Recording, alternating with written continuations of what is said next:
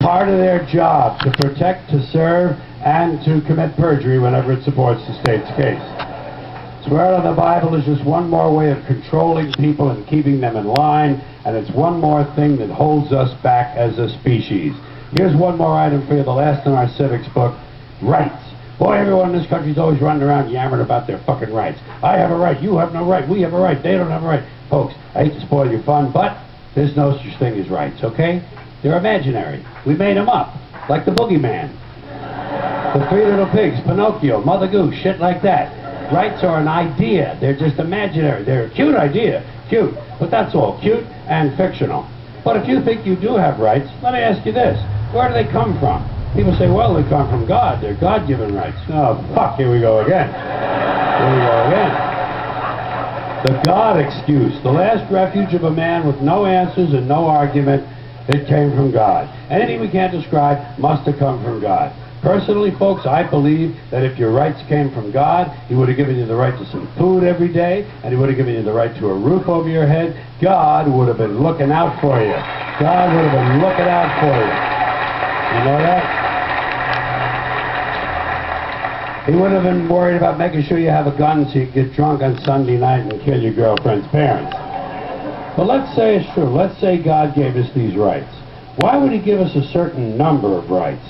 The Bill of Rights in this country has 10 stipulations, okay? 10 rights. And apparently God was doing sloppy work that week because we've had to amend the Bill of Rights an additional 17 times. So God forgot a couple of things, like slavery. Just fucking slipped His mind. But let's say God gave us the original 10. He gave the British 13. The British Bill of Rights has 13 stipulations. The Germans have 29.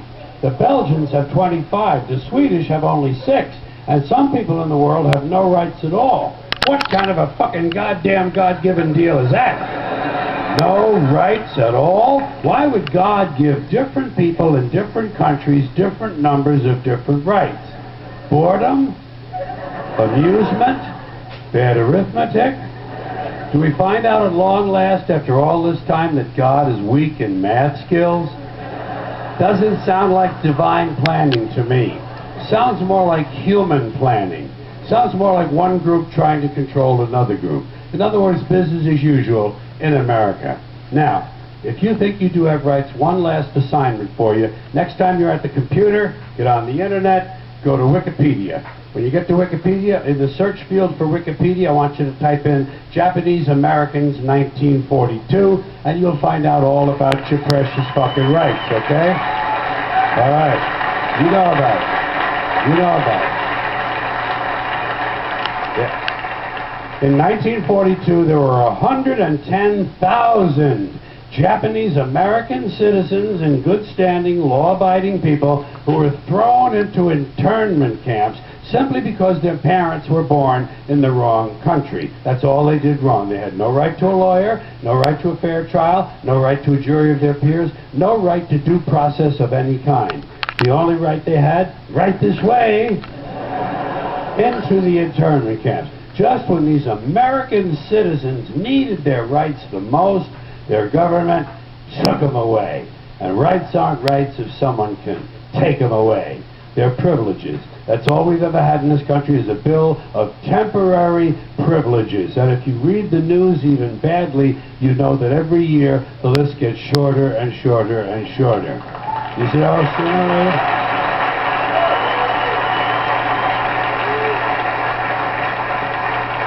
Yeah.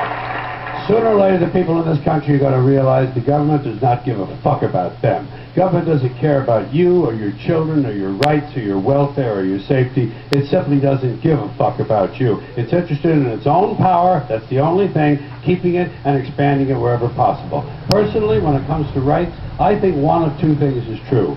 I think either we have unlimited rights or we have no rights at all. Personally, I lean toward unlimited rights. I feel, for instance, I have the right to do anything I please. But if I do something you don't like, I think you have the right to kill me. So where are you going to find a fairer fucking deal than that? So the next time some asshole says, gee, I have a right to my opinion, you say, oh yeah? Well, I have a right to my opinion, and my opinion is you have no right to your opinion. Then shoot the fuck and walk away.